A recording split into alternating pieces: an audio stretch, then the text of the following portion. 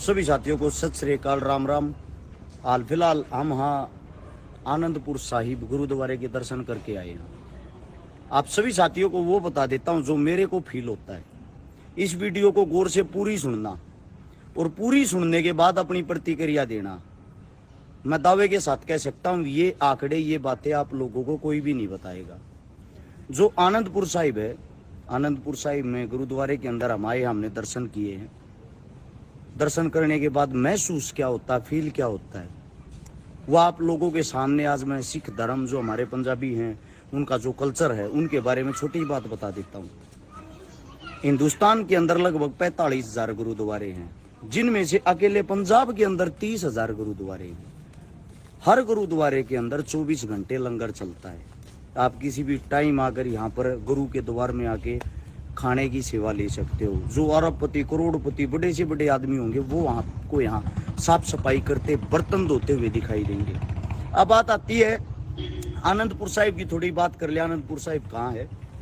सबसे पहले सिखों के जो 9वें गुरु थे, गुरु तेग बहादुर सिंह, उनकी जो माता जी थी, उनके नाम पे इस जगह का नाम सबसे पहले रखा गया था चक नानकी। फिर गुरु तेग बहादुर जी के जो खुद के बेटे थे गुरु गोविंद सिंह, उन्होंने इस नाम को बदलकर आनंदपुर साहिब किया था 1689 में। आप सभी साथियों को याद होगा गुरु तेग बहादुर कौन थे? गुरु तेग बहादुर वो थे, औरंगजेब हिंदुस्तान के अंदर हिंदुओं की बहन बेटियों के ऊपर क्रूरता करता था, हिंदुओं की चोटियां काटता था, हिंदुओं की मूछें काटता था, जिसके बाद आप लोगों ने अपनी चोटियां रखनी बंद कर दी थी। सिखों के जो बाल काट के केस काटता था, एक क्रूर हत्यारा, उसका नाम था औरंगजेब, मुगल शासक। इस चीज की गुरु तेग बहादुर ने जब रोकने की कोशिश की तो इसके ऊपर भी उन्होंने अत्याचार किए। गुरु तेग बहादुर ने हंसते हंसते अपना शीश दान दे दिया, अपना शीश कटवा लिया। आज भी अगर आप लाल किले के बिल्कुल गेट के सामने जाओगे, वहां शीशगंज नाम से गुरुद्वारा है। वो वही जगह है जहां गुरु जी का शीश काटा गया था, धड़ से अलग किया गया था। उन्हीं के एक शिष्य ने उस शव को उठाकर वहां से मुगलों से बचते बचाते अपनी जान पर खेलकर उस शव को उठा के लेके भाग के आया। सोनीपत के अंदर जब एंट्री की, बॉर्डर के ऊपर गांव आता है बड़ खालसा, उस गांव के अंदर उस शव को रख के और उन्होंने कहा हमारी जान बचाओ, हमारे पीछे मुगलों की सेना लगी हुई है। मुगलों की सेना जो उसका पीछा कर रही थी, वहां पे हमारे जितने भी जो गांव है दैया का, वे इकट्ठे हो गए, जिसमें से एक इंसान थे हमारे दादाजी, जिनका नाम था वीर कुशाल सिंह दैया। कुशाल सिंह दैया ने उस शव को देखा और अपने चेहरे को देखा, दोनों चेहरे एक जैसे थे। उन्होंने वहां लेटकर अपनी गर्दन अपने बेटों से कटवा कर अपना शीश उन मुगलों को दान दे दिया। मुगल उसको गुरुजी का शीश समझ गए, लेके वापस दिल्ली भाग गए और गुरुजी के जो भाई थे उनको गुरुजी का शव सौंप दिया गया, जिसके बाद यहाँ पर वो शव पहुंचाया गया। ये बात है 11 नवंबर 1675 की। गुरुजी का जो अंतिम संस्कार है वो यहाँ पे आनंदपुर साहिब में हुआ। ये सतलुज नदी के किनारे है। सतलुज वही नदी है जिस पे भगत सिंह, राजगुरु सुखदेव को जब फांसी हुई, उसके बाद सूखी लकड़ियों में और मिट्टी के तेल के साथ अंग्रेजों ने जलाने की कोशिश की थी। उसी नदी की मैं बातें कर रहा हूँ, उसी नदी पे है आनंदपुर साहिब। अब मैं आप लोगों को ये बताता हूँ यहाँ आकर हमें फील क्या होता है। सबसे पहली बात, सिखों को समझकर, गुरुओं को देखकर, दाढ़ी वालों को देखकर जो लोग उनको बदनाम करते हैं, जब इन्होंने अपना शीश त्याग दिया, इन्हीं के बेटे थे गुरु गोविंद सिंह, जिनके 4 साहिबजादे थे। छोटे छोटे बच्चों ने हमारे अपने हिंदुस्तान के लिए कुर्बानियां दी थी। एक अकेली सिख कौम के वे योद्धा, वे लड़ाके उन्हीं लंगरों की परंपरा को चलाते हैं और पूरे देश को खिलाते हैं। जहां देश के अंदर कोई भी आपातकालीन स्थिति होती है, वहां आपको सिख सरदार मदद करता हुआ जरूर नजर आएगा। अब बात आती है, आप लोगों को एक बात और बता देता हूं, मैं हर जगह, हर धर्म में बिलीव करता हूं, हर धर्म की जगह पे जाता हूं, मंदिर जाता हूं, मस्जिद जाता हूं, गुरुद्वारे जाता हूं, जहां भी 4 ईंटें लगी होती हैं, मैं उसको रीड करने की, पढ़ने की कोशिश करता हूं। हाल फिलहाल हम आए थे मंदिर से, कांगड़ा के पास जो मंदिर है।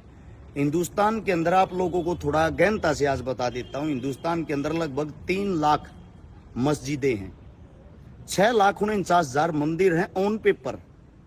ऑन पेपर से अगर बाहर की बात करें, हिंदुस्तान के अंदर 20,03,40 मंदिर हैं।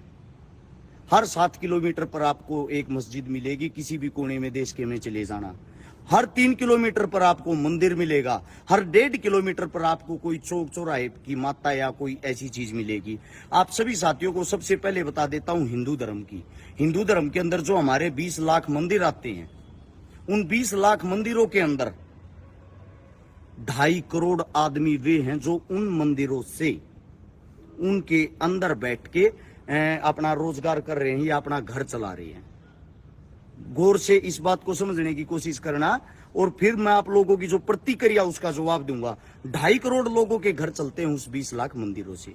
अब उन 20 लाख मंदिरों के अंदर जो 2.5 करोड़ आदमी बैठे हैं, मंदिरों का जब जिक्र आता है तो लोग क्या करते हैं, ब्राह्मणों को गालियां देनी या नाप शनाप बोलना शुरू कर देते हैं। लेकिन इसकी वास्तविकता क्या है? 2.5 करोड़ इंसानों में से मात्र 21 लाख, टोटल 21 लाख पंडित हैं जो उन मंदिरों के अंदर बैठे हैं।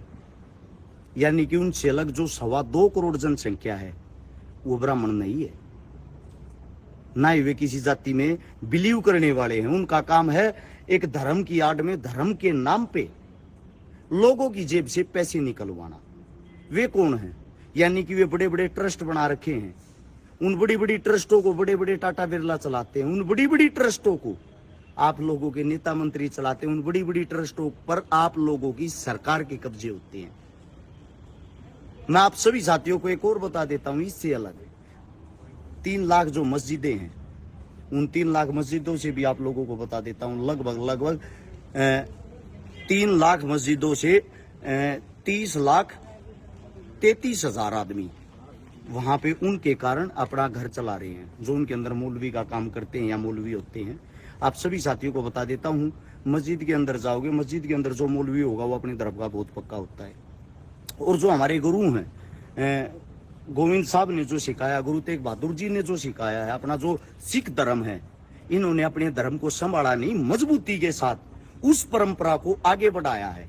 हिंदू धर्म हमारी जनसंख्या ज्यादा बड़ी होने के कारण हम उस धर्म में अंधविश्वासी होते चले गए। मैं अपने धर्म में बहुत ज्यादा बिलीव करता हूँ, उसके साथ साथ दूसरे धर्मों में भी बिलीव करता हूँ, और मैं तीनों धर्मों के अंदर कोई समानताएं या कोई ऊंचा नीचा नहीं बता रहा। मैं आपको वो सच्चाई बता रहा हूँ, जब आप मंदिर के अंदर जाते हो, मंदिर के अंदर अलग अलग मंदिरों में अलग अलग रूल बना रखे हैं। नजदीक से मूर्ति के दर्शन करोगे 5100 रुपए, दूर से मूर्ति के दर्शन करोगे 1100 रुपए, दूर से हाथ जोड़ोगे तो आपको शायद मुफ्त। अगर आपको लाइन में नहीं लगना, डायरेक्ट दर्शन करने 5100 रुपए। अगर आपको लाइन में लग के दर्शन करने तो हो सकता आपके दर्शन ना भी हो, यानी कि भगवान गरीब का भी नहीं रहा। उन मंदिरों के अंदर जो ये दलाली का काम करते हैं, आखिर वे कौन होते हैं? जो चंदा खाते आखिर वे कौन होते हैं? मैं आप सभी साथियों को बता देता हूं, हमारा धर्म बहुत अच्छा है। हमारे धर्म को अगर अच्छे तरीके से हम अंधविश्वासी ना होकर रियलिटी की बात करें, फैक्ट की बात करें, उनसे सीखें। ये चीजें इस मारे बना रखी हैं आप लोगों को। मैं मंदिर में जाता हूँ, मस्जिद में जाता हूँ, गुरुद्वारे में जाता हूँ, लेकिन कुछ मांगने के लिए नहीं। आज आप लोगों को बता भी देता हूँ, मैं किसी मंदिर का फोटो डाल देता हूँ तो ये कहते हैं छकारा आ गया औकात पे, तू तो भगत सिंह और अम्बेडकर साहब को पढ़ने वाला था, अब क्या हो गया? अम्बेडकर साहब को फॉलो करता हूँ, भगत सिंह जी को फॉलो करता हूँ, लेकिन मंदिर मस्जिद गुरुद्वारे इन चीजों को भी मैं फॉलो करता हूँ। लेकिन मैं अंधविश्वासी नहीं हूं, यानी कि जो झूठी बातें होती मैं उसमें बिलीव करने वाला नहीं हूं। मैं हर तरीके से हर चीज से सीखता हूं। अब गुरुद्वारे से हम ये सीख लेके जाते हैं, इंसान कोई छोटा बड़ा नहीं होता। हमारा कर्तव्य है एक दूसरे की हेल्प करना, मदद करना। हम अगर अपने घर में डेली 50 आदमियों को खाना खिला दें, ऐसा हो सकता है? शायद किसी का घर ऐसा नहीं होगा। अपने बच्चों को ही रोटी पानी दे दे, वही बड़ी बात है। और गुरु की संगत में तो लाख का भी पता नहीं, 2 लाख का पता नहीं, फिर भी मजबूत और अड़ी के साथ ये खड़े रहते हैं, ये लड़ते हैं, ये जुनूनी है। इसीलिए मैं आप सभी साथियों को ये बताता हूं, जो हमारा हिंदू धर्म है उसके अंदर भी, जो हमारा हिंदू धर्म है उसके अंदर भी अगर हम अपने सोचो इन 20 लाख मंदिरों को अच्छे तरीके से चलाएं, 20 लाख मंदिरों के अंदर लंगर चले, मात्र 2% मंदिरों के अंदर लंगर चलता है, 98% के अंदर नहीं। मात्र 1% मस्जिद के अंदर लंगर चलता है, 99% के अंदर नहीं। अगर उन्हीं चीजों के अंदर भी लंगर चलता हो तो शायद रोड पर मंदिर के बाहर बैठे आपको भिखारी नजर नहीं आएंगे, मस्जिद के बाहर बैठे आपको भिखारी नजर नहीं आएंगे। अगर उन्हीं मंदिर उन्हीं मस्जिदों के साथ साथ जो वे ट्रस्ट खुली हुई हैं, वे ट्रस्ट हॉस्पिटल और स्कूल भी अटैच कर दें, शायद उन लोगों का भगवान में और ज्यादा विश्वास हो जाएगा। और वो जब पढ़ेंगे, हमारे बच्चे जब आगे बढ़ेंगे, वो अपने बच्चों को भी यही सिखाएंगे, पास वाले माता के मंदिर में जाना, हनुमान जी के मंदिर में जाना, उस पीर पे जाना, उस मस्जिद में जाना, क्योंकि उनका विश्वास इसलिए हो जाएगा, उनको जो शिक्षा मिली है वो मुफ्त मिली है और उसी मंदिर या उस मस्जिद के नाम पे मिली है। इसीलिए मैं हर जगह सीखता हूँ। जो लोग जो घरों में बैठे रहते हैं, जो कुछ भी बक देते हैं नाब शनाब, उनको मैं एक बात बताता हूँ। मैं भगत सिंह को पढ़ता हूँ, भगत सिंह को पढ़ने के बाद भगत सिंह नास्तिक क्यों थे वो पढ़ना। अंबेडकर साहब ने किसी मंदिर का विरोध नहीं किया, कभी कोई ये सोचता उसने मंदिर मस्जिद या किसी धर्म का विरोध किया। उसने ये बोला है, मैं किताबों में हूं, मुझे पढ़ो, मुझे ग्रहण करो, तभी तो आप लोगों को पता चलेगा। और जो अंबेडकर को चाहने वाले, वो तो अंबेडकर की मूर्ति के सामने भी जोत लगाने लग गए। जोत लगाने से कुछ नहीं होता। मंदिर में जाता हूं, लेकिन ये जोत लगाना ये चीजें मैं इनमें बिलीव नहीं करता, मैं पढ़ता हूं।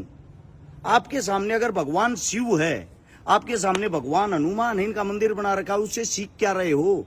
वो किस लिए बनाया? अब मैं कांगड़ा हिमाचल मंदिर देखने के लिए गया, किस लिए? शिक्षा लेने के लिए, मात्र शिक्षा लेने के लिए, कुछ मांगने के लिए नहीं कि हाथ जोड़कर मैंने ये मांग लिया, मेरे को सरकारी नौकरी दो या बड़ा को पद दो या मंत्री एमएलए बना दो या 5-10 करोड़ रुपए दो।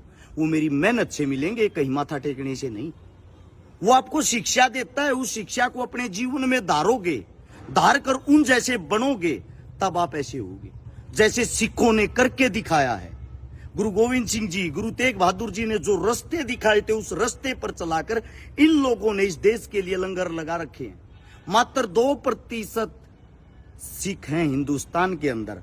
पूरे विश्व के अंदर आपको ये इंसान राज करते नजर आएंगे, और वो भी तब आप लोगों की सरकार ने, आप लोगों के मूर्ख इंसानों ने इनको बदनाम करने की कोशिश की तब। मैं आप सभी साथियों को इतना ही कहूंगा, मेरी जो वीडियो होती है, मैं रियलिटी पर वीडियो बनाता हूं, किसी को पसंद आने ना आने के लिए नहीं कि आप मेरे को लाइक करो, फॉलो करो, मुझे उन चीजों की कोई जरूरत नहीं। मैं आप लोगों को अंधविश्वासी नहीं बनाना चाहता। अगर मैं इस चौक पर आकर यहां झाड़ा लगाने से मेरे सिर का दर्द ठीक हो जाएगा, ये नहीं होगा। उसके लिए मेरे को कोई ना कोई मेडिसिन लेनी पड़ेगी। मेरा पेट खाली है, भगवान के सामने हाथ जोड़ दिया, जी मेरा पेट भर दो, पेट नहीं भर सकता, क्योंकि उसके लिए मुझे खाना खाना पड़ेगा। इसीलिए आपको अपने जीवन में कामयाब होने के लिए मेहनत करनी पड़ेगी। उस मेहनत को आप यहां आकर अच्छे से सीख सकते हो, वे तौर तरीके सीखकर आप अपने जीवन में ढाल सकते हो। यही छोटा सा संदेश आप लोगों के लिए था।